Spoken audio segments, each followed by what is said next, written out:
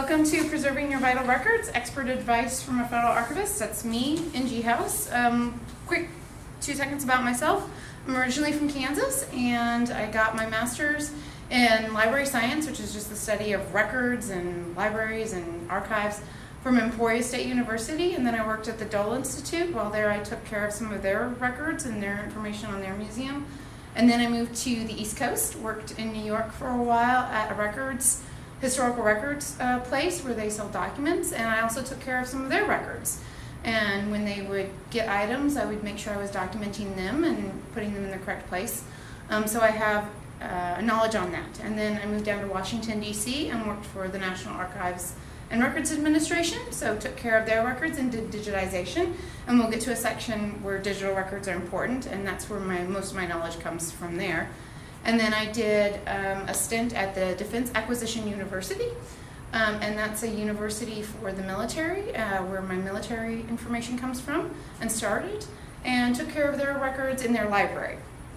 So the records that they needed to keep for their professors and their students, and that way I can bring that information, what I learned from those places, here to you.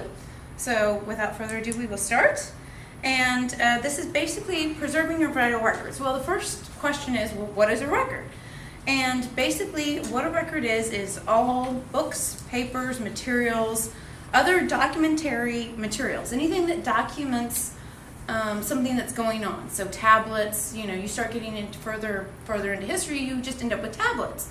And rocks where records were kept on. So regardless of the material that was written on, anything that documents something.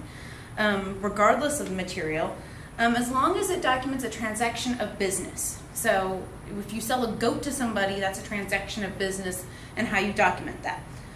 Or evidence of what an organization did. Like for the Defense Acquisition University, they had turnovers of deans. So that's documenting evidence of what their organization did.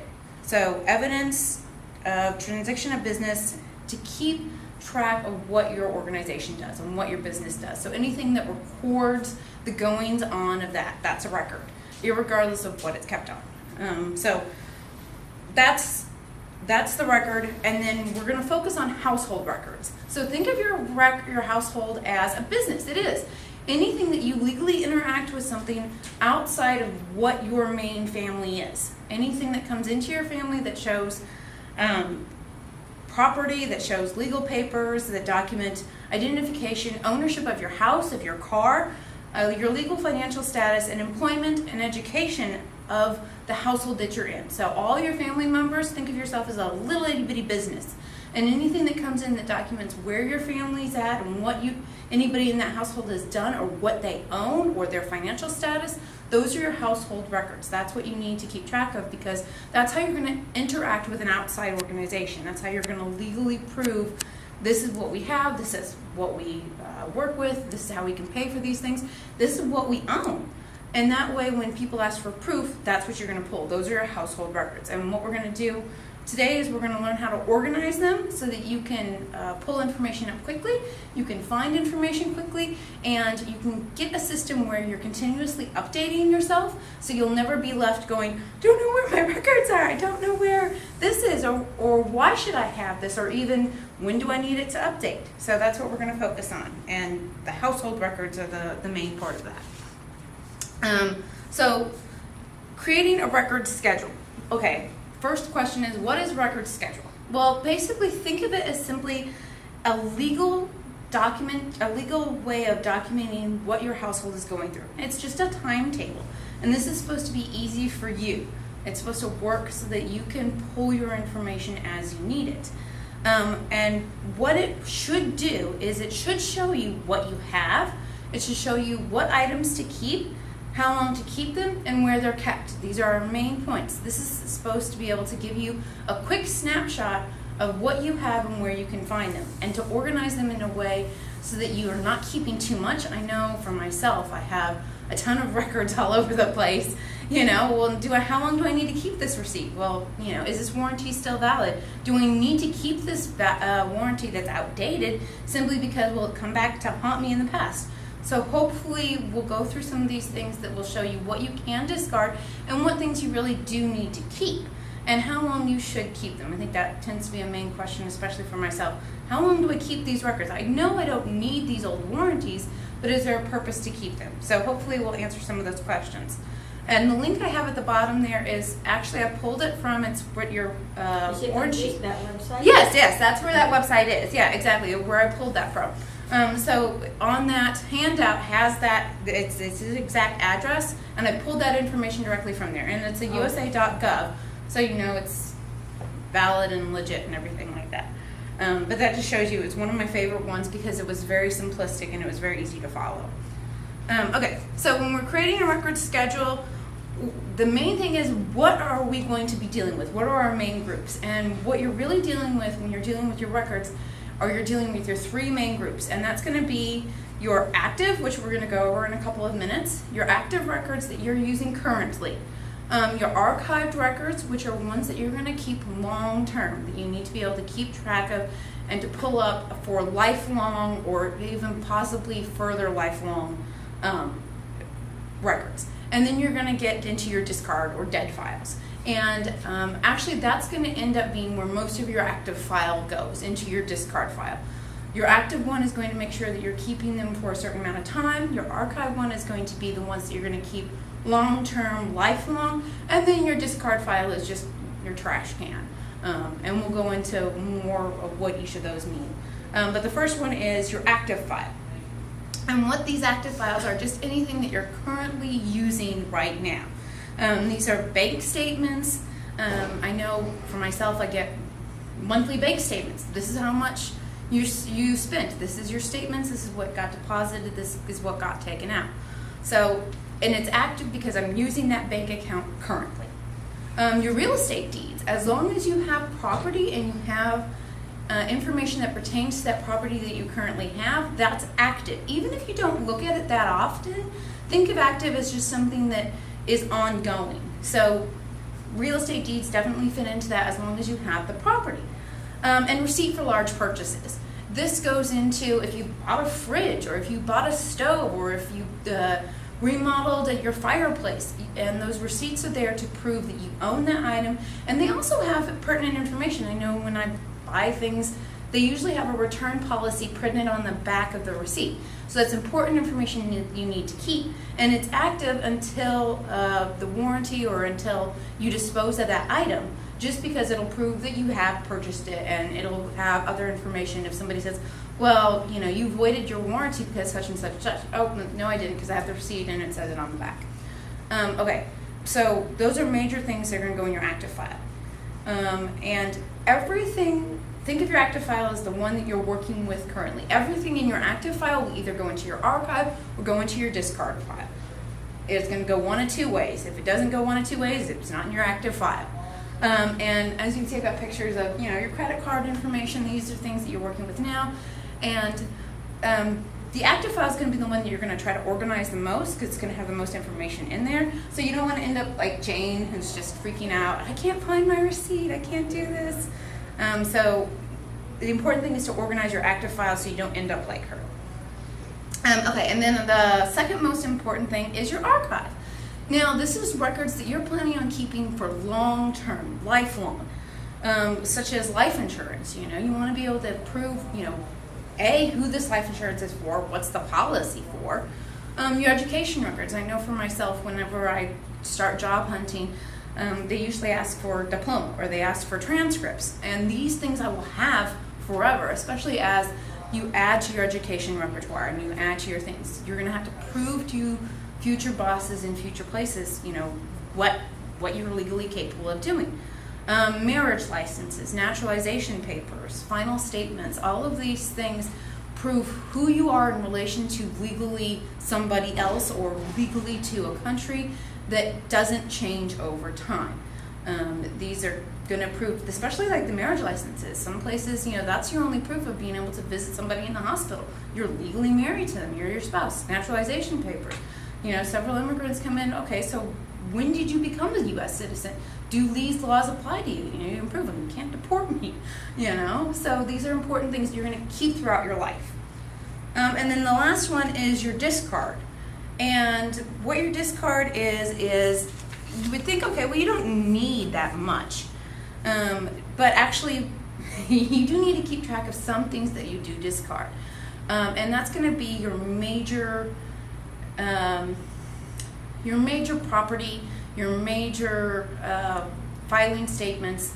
You can get rid of all the papers leading up to it. But like for taxes, what you probably should do is just have a file somewhere on your computer or something that says, 2,000 tax records. Okay, disposed of them on, the 27th of 2010 because they're no longer valid and the IRS doesn't require me to keep them. That way you disposed of them. Same thing with any papers in regards to a property that you've sold or that you're getting rid of. You don't need to keep all the papers that regard that property because you don't deal with it anymore. But you probably should make a record saying, disposed of all these items on this date. Why? Because I no longer own the property. So the discard file is basically just your trash can, but make sure you do have a place where you can note the major things that you've discarded. You don't need to, if you buy a donut, you don't need to keep track of that receipt. Major things go in this little discard list. So those are our three things: active, archive, and discard. Those are the three things that we're going to work with, and that's where all of our records are going to go. So now that we kind of have an idea of where we're going, how do we get there? And this is what we're going to start doing. We're going to start creating an inventory. And what your inventory is your basic document that you're going to work off of in order to create your records management system. Now, records themselves, just like this, they're just documents that you keep in a place that you can access. But keeping them in some place doesn't mean anything unless you have an item that you can refer back to that shows you all this information and where you're storing it. You can have files upon files and nice little folders, but unless you know where it's at and unless you know what it means, it's just paperwork and it's just cluttering up. So inventory, this is where we're going to try to organize what we have. So get it together, get all your files. I know I have boxes upon boxes of files, so get them all together, and then think of this as your main working document. It'll show you what you have. It'll help us organize into those three categories: the active, the archive, and the discard. And it will actually help you fill in any gaps. One of the main things that records management systems and what this will help you do is learning what you don't have to some degree. One of my friends that was in DC, when she went to get a passport with her mother was born, I think in 1940s, and she was born at home. There wasn't any real record of her birth. Yeah. And so when they started to apply for passports for them, she didn't know that she didn't have a birth certificate until she had to start hunting for one. And if she'd had a records management system, she would have known from the get-go that this was something that she needed to get in her record system. So what ended up happening was they had to delay their trip because getting her mother's birth certificate involved months of research, months of work, and the delay of the trip was pushed back because they couldn't get a passport on time. So it's important when you're creating records management, it lets you see what you don't have. And actually one of the easiest things with this orange thing, which is why I like it so much, is that it lets you get at a glance what you might be missing. You can look through it really quickly and see, okay, well, do I have a will? Well, do I have my military service records? Or is this something that I need to add into my records management, something that I know I don't have right off the bat? So it gives you a quick little glance. So these are our basics. Gather your decrements. We're going to create a main working document. This will let us be able to sort into our main archives, active, and discard, and it helps you fill in any gaps. Lets us see what we have. So that's going to be our basic stuff. And so then we need to get started on this. Once we've gathered all our records, okay, we have all our records, and we kind of started to look through them. We kind of see what we have, what we don't have to some degree. Now we need to start organizing them. And again, records management and this record system only works if you use it. And the main part of using it is using it in a format that works for you. I like spreadsheets, so what I would have is just a Microsoft Access or Excel, active, archive, discard. Do it that way. And that's very easy. That way when I start filling in my information, all I have to do is tab over. And you can copy paste, when I move an active file or an active section into an archive, copy paste it. Same thing with the discard. Okay, just get rid of it. But I know my dad is very paper-based, and he likes writing things down. So he uses just a legal tablet, but it works for him. And that's the main thing. You got to get it to where you work for. Okay, so we've got kind of a format that we're going to use. What do we do now? So we're going to start our inventory. Again, this is going to be our main working document. And the first kind of glance is where we're going to think about the information that we want to keep and what we need on this system in order to make it work for us.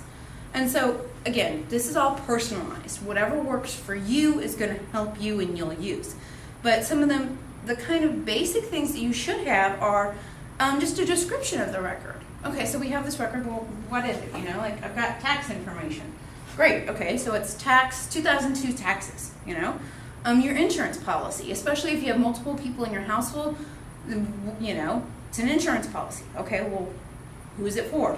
Your marriage certificates. Several people. Families live in a household. We need to know what the marriage certificate is and who it's for. And that's the other thing. What is it regarding? So you have your taxes, 2007 taxes. What is it regarding? Well, it's regarding, the legal status of my taxes. Marriage certificates. Well, who is this marriage, between? And the appliances, when you're going through your records, what is this? This is a warranty. What is it for? It's for this fridge that I purchased for this house. So what's it regarding? Dates, and we'll get into dates a little bit further, a little bit deeper. Essentially, what the first few dates are, just your effective dates. If you buy something, when does this warranty become effective? Well, I bought it on May 23rd. The warranty says it starts on May 24th. So that's when the date is effective. That's when it starts. And sometimes if you're just looking at receipts or if you're looking at, your records, sometimes it'll tell you when it expires too, especially with, your return policies and stuff like that. Okay, it expires in 90 days. So you can jot that stuff down just by simply looking at the record itself. And then location. So when we're going through these records, we're going to have to end up placing them someplace, whether it's going to be digitally, physically. This is the portion where you need to start thinking, how am I going to organize this stuff and where am I going to keep it? I know for myself, I get home and here I keep file folders and this is where most of my stuff lives. And while I'm going through it, I kind of have little places where I can put it. So make sure you note that, and we'll get into location as well a little bit deeper later on. And then the other portion is any other vital information that you think needs to be put down. Policies have numbers. Okay, that's an important thing. Again, this document's going to be something that you want to look at and refer to. So put your policy number down. That way you don't actually have to go pull the document every time you want information on it. You can just pull up this record. Prices, especially if you have multiple things that are high value. Okay, what's the value of this? You don't have to go look at the actual document. You can pull up this sheet.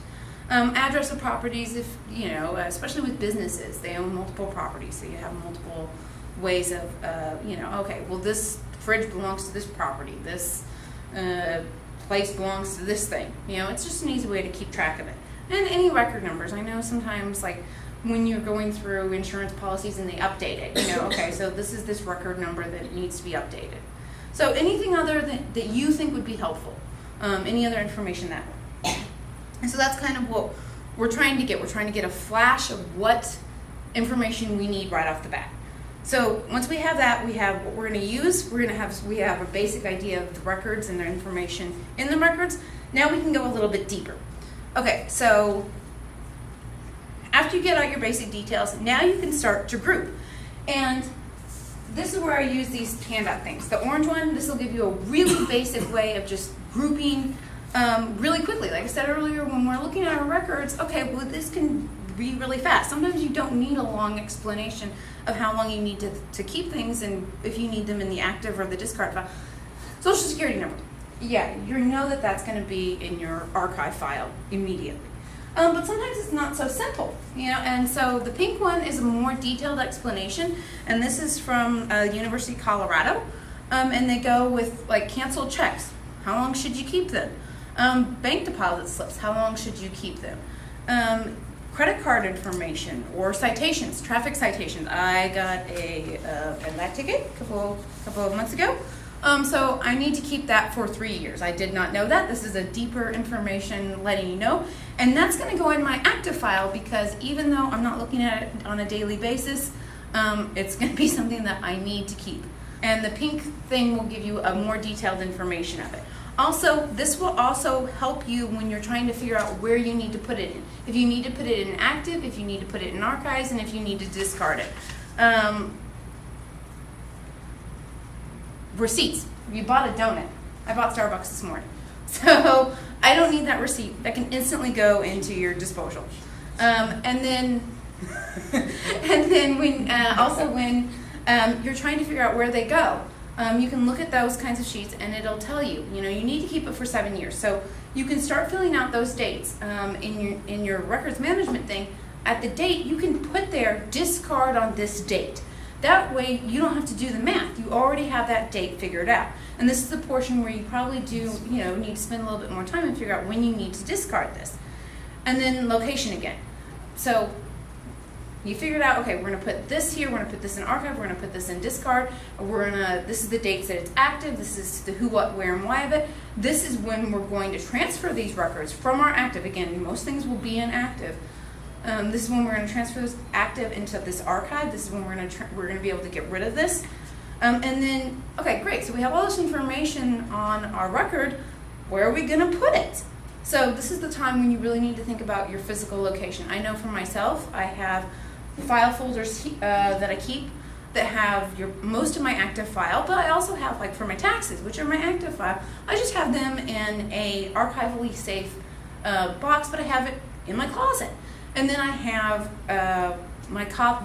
copies of my Social Security and my birth certificate in a fireproof safe. So on your records management thing, along with your information about who, what, where, and when you're going to transfer it, I have next to Social Security number, Social Security card, I have it in the fireproof suit. The safe. So that just gives me an indication of where it's at. If I need it when I start a new job, I know where to go. And then also make sure you mark down your digital locations. We'll get into that in a little bit, but we start living in a digital age, and more things are only becoming available digitally. All of my bank statements are digital. So when you're keeping your records, make sure you think of that as well. It's on a file on my computer called bank statements. It's on my hard drive. It's on a thumb drive. It's on a cloud. Make sure you also make note of that. And also, and we'll get further into copies as well. If you have copies of records, make sure you note where your copies are. I have my Social Security card, which I rarely ever touch. It's in my fireproof safe. But then I have a copy of it too, and it's in my archival box on top of my desk. That way, if I do need a copy of that and they're okay with just copies, I don't have to pull the original. I don't have to risk the original. I can just pull a copy. And then also that document we're talking about with your discard file, this is also the time where you need to really flush that out, and the major important papers that you are discarding, make sure you're jotting them down. Do we have any questions so far? Or? Okay. Okay, so the format and then reminders. Okay, so this is where we get into the digital stuff. Don't forget your digital files and your digital location. One of the main things that's going on recently in the world is that we're doing more and more things digitally, but we're also going to go into a digital dark age.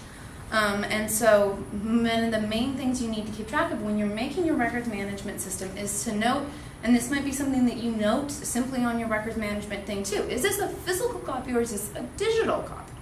And if it's a digital copy, where are your digital copies kept? And if you do have a digital copy, did you make a physical copy of it?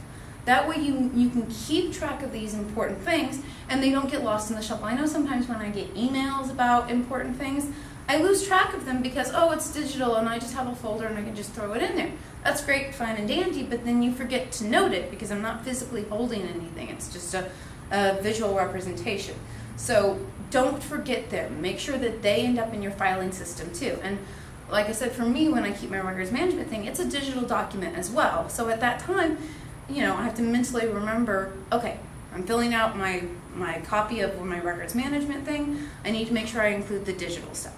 And where it's stored. Like I said earlier, I have copies on my hard drive and I have copies on thumb drives. I have copies on clouds. Make sure you note where every single one of them is. The beauty and maybe the side point of digital files is that it's so easy to copy them. so you can have them in multiple places at the same time. Just make sure you know where multiple places are. Bank statements are vulnerable. Make sure you note that.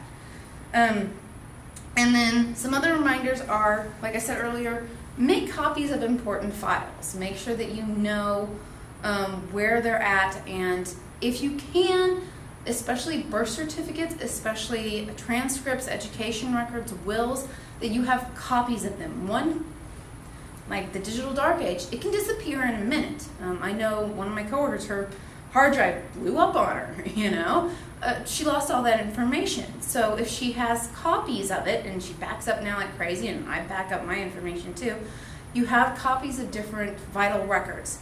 And in your records management system, in that form that you're filling out, make sure that you know where your copies are. So like even on like the important papers here, sometimes it'll have, make a copy of copy, Okay, so I have my immunization records. Great, wonderful. Underneath it, where the original is, it's in my fireproof safe. I update it. It's in the archives. I have a copy of it, though. Where's the copy located? It's not going to be what you're saying with your originals. And also, I know what I do is if I have major important papers, I send a copy to my parents. Email copy, yeah. That way, worst case scenario, my computer crashes and I get robbed. So I've lost all my stuff, even though I had them in separate locations. If you can get a copy to somebody else, then that way they have a copy as well. And that, it's very unlikely your computer's going to crash, you're going to get broken into, and their computer's going to crash too. Somebody's going to have a copy. But it's important to note, and make sure you note in your records management system where your copies are and who they're with. It just makes it easier, and I'm always looking out for worst case scenarios. And then also household inventories, and it goes into household inventories on both the orange and the pink sheet. What this is it's simply a record of what you have in your household, like jewelry, things that don't necessarily have records or that aren't paper or based like that, but are just valuables. Make a household inventory. That way you know what you have in your house, and you know if it changes, oh, okay, well I got rid of that fridge, and even though I updated the records copy, okay, I can update my household inventory. I have gold earrings from my grandparents. They're in my household inventory. There's no record of them. They're not papers. They're not legal documents. But it will prove to your insurance companies and other areas what you have. So make a copy of that and keep that in your records management system, and make sure that other people have copies of it as well. And it always helps, worst case scenario. And then I think one of the most important things to remember is you are responsible for your records. Nobody else cares about you as much as you care about you. Don't expect others to keep your records for you. Keep your physical, keep your digital, bank statements, pay stubs, employment, health history. Again, nobody cares about you as much as you care about you. Don't expect them to carry your information forward. They're running a business too, and they have this exact same system set up. They have an active file, they have an archive file, and they have a discard file. And let's be honest, you're probably going to end up in the discard file. I know when I got this job here, I worked previously for a federal organization, and I was looking for my SF form. And yeah, exactly, yeah. And I didn't think to keep one because I wasn't thinking at the time. So I had a headache because NAR that was the former organization I worked for, NAR didn't care. It took me forever to find this document. And believe you me, now I have 4 different copies, and they're in 4 different locations, and I will never lose that stuff again. But that just goes to prove that you're only important to yourself. As weird and as selfish as that sounds, agencies are looking out for themselves as well. So don't expect them to keep copies. Banks only keep statements for 2 years. You should keep your statements for longer, especially, I started, I opened this bank account at this time. I need to keep this information for this long. You care about you. They don't necessarily care about you as much. So make sure you have that. And then keep it going. Everything that we've talked about, your active file, your archive file, your discard file, how long you should keep them, what you should keep, what you should discard. This only works if you make it work. You can go home tonight, start filling things out, feeling really on top of it. I know what records I have. I know where I need to get them. I know where their locations are at. Great, wonderful. doesn't work if you don't update it. If you create it tonight and forget about it in 10 years, that's not going to do you much good. So usually have somebody in charge to update. Have somebody in charge that's checking it. And then schedule a time. So when I moved here, I was adding new records all the time. My new employment records. I signed a new lease for a new apartment. All of these I was adding into my record systems. So it was a very changing time. So I was updating my record system on an almost daily basis. Now things have calmed down. I'm stable in my job. I have my lease isn't changing anytime soon. I'm not updating as much. So, check it once a month. But make sure that you are checking it. And when you're checking it, this is also good too. So you've set up your who, what, when, where, and you set up, especially the date that you're going to transfer. So you have stuff in your active file. Okay, it expires on May 1st, 2015. Great, wonderful. So when I go in and I'm updating the once a month thing, I can go ahead and look, okay, what's going to happen this month that I can, or this past month that I can discard. You just look at it, oh, okay, it's the end of June, I can discard anything in May that has that date that says, that I set up earlier, I can discard this. And also another good thing is when you're adding records, when you're adding them, go through the exact same process when you first started. Look at it, answer your who, what, where's, why's, answer the dates that it started, answer your location, put that in there, put it when it needs to transfer, but then look at the rest of your records management. Look at the rest of that document. What at this moment can I get rid of? What at this moment can I transfer? There's always useful things that you can do while you're in there and adding new documents. And also don't forget to add them. And you can also, because it's no fun to go in there constantly, make it a once a month priority to do it. Go through it. And then keep it up to date. Anything that expires, do it that way. Again, it won't work if you don't use it. You're trying to set up a system so that you can use it, so that you can go forward with it, but if you're not using it, it won't work. So make sure you keep up to date. And then the next 2 pages of this are just links, and this will show you, I can give you guys copies if you want, but just where I pulled this information from.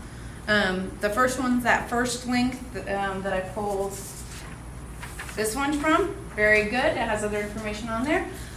Some of these other links, like we talked about setting up a system that you use, whether it be paper-based or digital-based, some of these links also have examples that you can use. So they're ready-made and filled out. All you have to do is save it and plug it in. So some of those I found very useful as well. And then that last link is the Colorado link that I pulled this from. And it goes into extensive detail as well about what records you need to keep. And it also has information on how to set them up in little, again, blank things you can just fill in. So this is where a lot of this fact sheet, and if you have any more questions about it, feel free to email me or look at these links too. They can give you. Do you have the links in here? I don't have the links in there, but you can email me and I can email you the PowerPoint, and those are where those links are. Huh? Yes. Yeah. Just I have a card up there. You can just go ahead and email me. And I can send you the PowerPoint, and that'll have all the links in there and any other questions that you might have. So, are there any other questions? I hope this was informative. It is. Yeah. See, I never saved my bank statement because I don't get a hard copy. Yeah. And I balance all the time, so I didn't see any need for it till you mentioned it. Yes, exactly. That's the same thing. Like with the digital copies, I have to go in there and save it to my own hard drive because they're going to delete it. I know they're going to delete it. So it's important to do that, in the digital stuff. So I think that's yeah.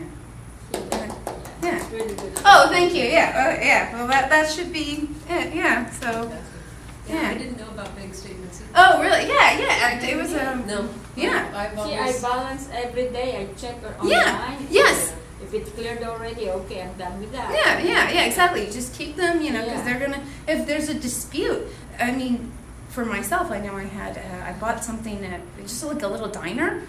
Didn't think to check or anything like that. Saw it on the statement, and then the bank wanted records. Well, you say you're disputing this. They're saying they charged you what they should have. I had a receipt.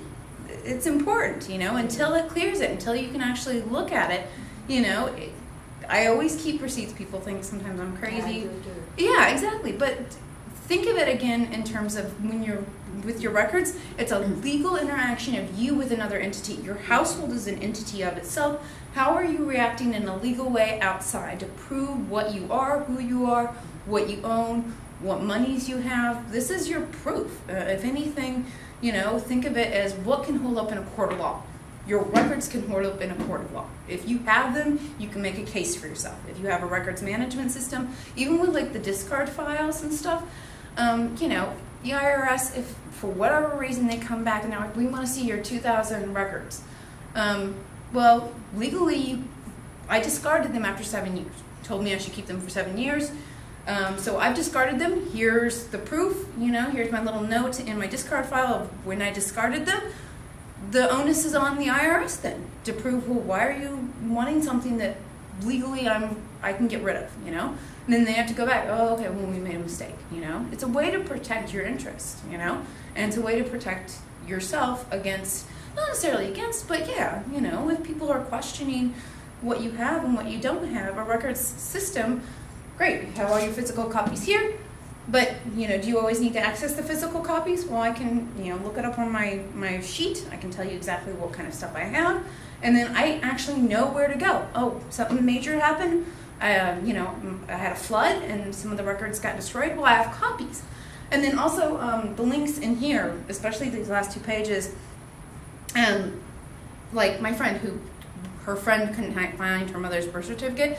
These will show you where you can write to go to fill out stuff like, oh, okay, well, I need birth certificates. I got mine lost. Or I have military records. I need to know where I can find the military records. The links will help you to fill in those holes that you find when you're going through and you're realizing, oh, I don't have a will, How can I get a will started? This will help you do that as well. So, How safe is a cloud? A personal cloud should be fairly safe. Make sure you have, passwords on it and everything like that. I know we use clouds. I mean, Aramis knows a lot more about this stuff, but I've never heard of anybody, not being safe with it and everything. And that is a great box to keep records. Oh yeah. This is just an archival box and everything. Is that from? It's from here, actually. Oh, okay. Yeah, but you can buy. So these are archival boxes and they're acid free. You can buy them Gaylord. Oh yeah. Just make sure that when you go in there. I mean, I'm coming from an archival perspective, so I had Gaylord and some of their metal edges that are known for their archival safe materials. But you can also make sure it's acid free when you go to places and everything like that. And then inside there are also acid-free folders, and you can buy those. And those are actually the best way to keep those documents. That way, long-term preservation, especially with ones that you're going to put in your archive. Like, so my Social Security card is in Mylar, and it's plastic and everything like that. But it's in there so that it'll preserve it long-term and everything like this. Sometimes with the active files, again, go through when you're making your records management, and you can see, if you're having a receipt and it expires in 90 days, sometimes you don't need to keep it in such archival safe things. Sometimes if you just have a box and you have a folder, that way, because you're going to get rid of it fairly soon anyways.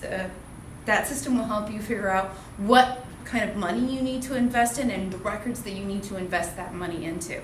I would say anything in your archive, make sure it's archivally safe in folders and in Mylar. That way it'll be there long-term preservation.